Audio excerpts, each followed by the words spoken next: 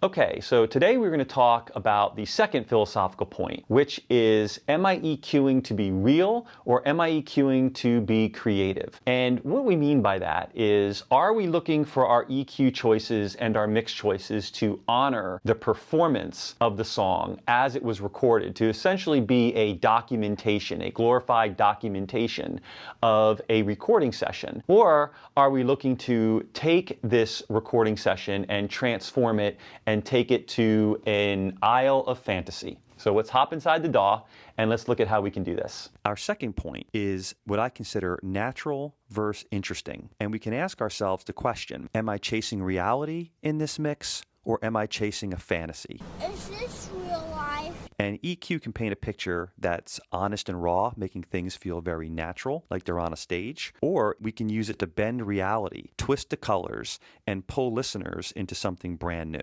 We're not just fixing sounds. We're using EQ to make creative decisions. Okay, so are we looking to kind of honor the raw, captured source recordings, or are we looking to make creative decisions to manipulate these sounds and almost pull the mix into a fantasy? Again, if we're looking for sonic references, for something that kind of honors the source recordings, or as you're listening to the music, it feels like you're listening to musicians playing their natural instruments performing, I'd say something like the Eagles' Hotel California, which feels very natural, feels like you're standing in a room with the band. And if you're looking for something that kind of pulls the sound into the world of fantasy, you could select anything by Tame Impala, but think like Let It Happen. And it's like you're taking what would be the source recordings and basically like pulling them into like a kaleidoscope of kind of color and imagination. So once again, I'm using the song by Motherway called Bloody Fingers. This is the raw session, so there is no mixing, no compression, no previous EQ, nothing really happening. It's just kind of how it was left post a recording. And on my inserts on the left, I have the same EQs that I had in the last video, which we just basically called minimal or cleaning EQs. So for this video, we'll call this our natural equalization, which only just kind of goes through and applies some basic filtering to clean up the rumbles, boosting some fundamental areas. If I go again down to like the keyboard, you can see nothing, just kind of getting out the area where there's not much keyboard happening on both sides, freeing up that space for the low end, that space for cymbal shimmer, vocal sibilance, things like that, and then scooping out just a little bit of boxiness. So just basic, what we'd call in solo mode EQ. A lot of times there's different EQ touch points during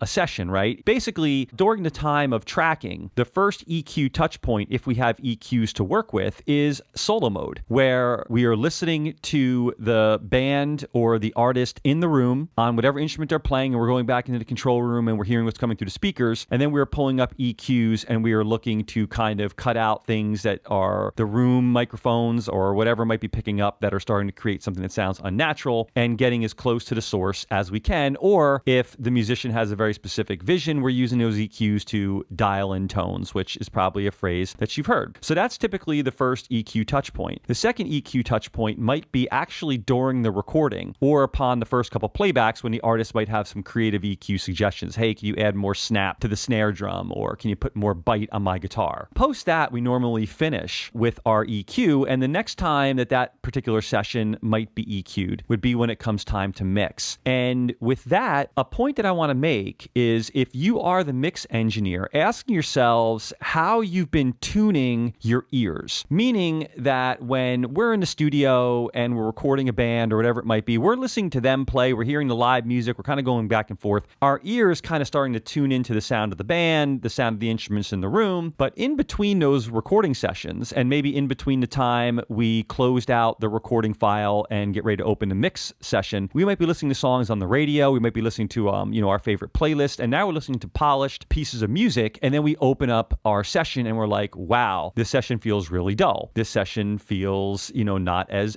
bright or as punchy as the things I've been listening to. And that's because we've tuned our ear to a different source. And that then brings in the next EQ touch points. What we need to do to that particular session to say, raise it to the release standards first and foremost of the artist, and then us, and then, what we consider to be commercial commercially acceptable standards. The artist always has the first and final say. So if the artist wants it sounding dull or blunted, well, then that's what we do. However, asking yourselves how you've been tuning your ears prior to starting your mix is going to actually factor into how you hear EQ and how you hear these sound sources. So once we kind of sit down, we open the session, we ask ourselves, are we going to go natural? We're streaking! Or are we going to go creative? It will then impact how we elect to EQ these sources. So on the left is what we call our cleanup, our natural, which is still leaving this particular song feeling like a wall of sound. So I'll hit play without the EQ. I'll pop it on because it's going to be nothing special. And then we will go to the next round of EQs.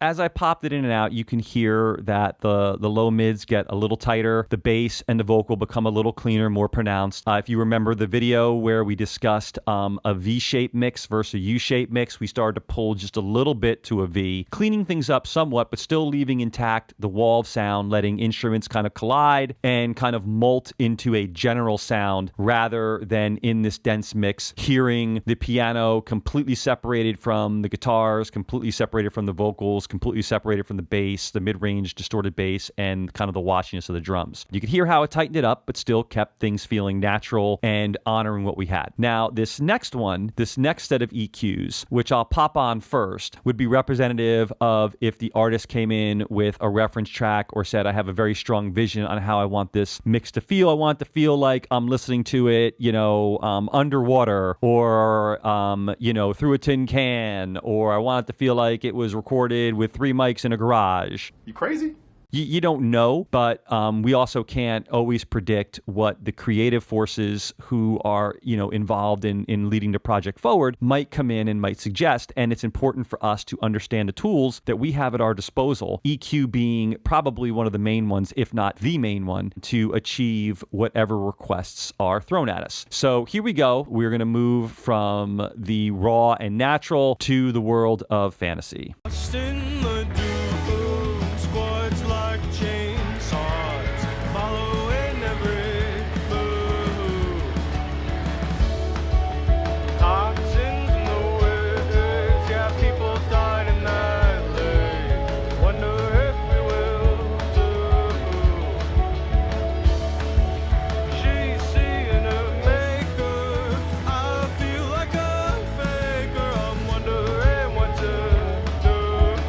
So we can clearly hear when we have the creative, or what we call the unrealistic EQs popped in, that it takes a song into a world of fantasy. It takes it into our head a little bit, which is fun and a great reason to do things like that, to change a soundscape, to maybe help connect more to an emotional element of the song. When we did this, we drew out the mid-range instruments. So the kind of flanged chorus guitar steps up more and starts to kind of fill up space. So you start hearing those arpeggios step forward. We made the kick drum way more pillowy and just kind of thumpy. So you're just kind of feeling the kick drum separating from the rest of the drum set in a very unnatural kind of way, but kind of just leading to kind of some low end punch. So it was like we had these washy low mid instruments providing our emotional context. And then we had the kick drum and the bass kind of just providing almost like this low energy with a very stylized vocal on top of it. So with that, with EQs, we can do, very creative things. If we just kind of look at the kick drum, for example, you could see that I filtered down everything below 300. So all the beater attack, snap of the drum is going to be gone.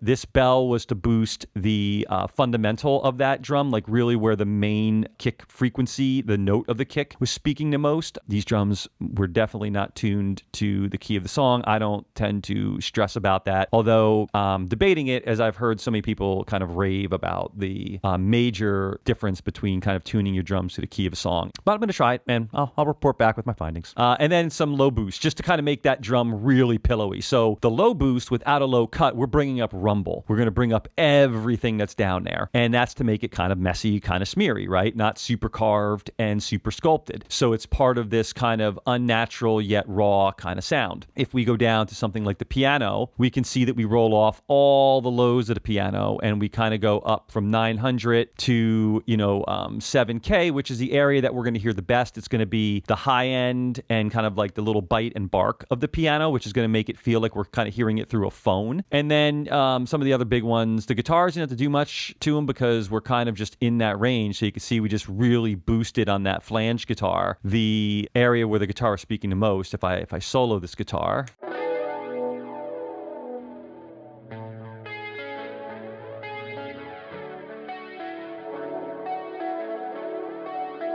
So when you pop that creative EQ in, it really just kind of draws out the washiness of the flange. So that's kind of understanding where the articulation inside an instrument is, like really which areas give you, say, stick definition, hitting a drum head, or pick definition, what's going to make it feel more like you're hearing in the amplifier kind of like rumbling on the floor versus, that super sharp, like ripping right at your eardrums kind of sound. I can't hear! That comes with practice and experience. And we'll definitely, talk about this throughout this series, understanding which frequency areas to go. And if you haven't watched the House of EQ video, I would urge you to go check that out because that's really kind of a great starting spot for that. Again, we're really talking about here with this particular mix choice is, do we go with natural and honoring the source recordings and creating space and kind of maybe just hyping a few things up or making things feel punchy, or even really processed, natural, but just like processed, like a Paramore or something like that? Or are we looking to really take the song and transform it into something that, is